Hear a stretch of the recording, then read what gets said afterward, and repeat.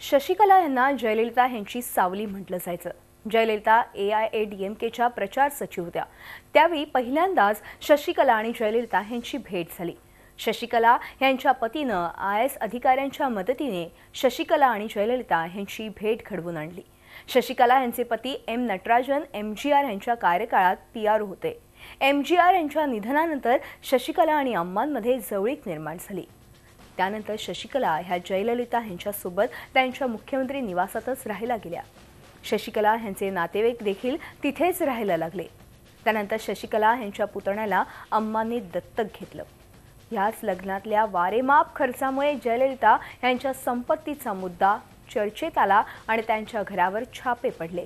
त्या निवडणूक हरल्या। त्यानंतर शशिकला आणि त्यांच्यात वितुष्ट निर्माण झालं आणि अम्मांनी जयललिता यांना घर सोडण्यास सांगितलं। झी 24 तास रहा एक पाऊल पुढे।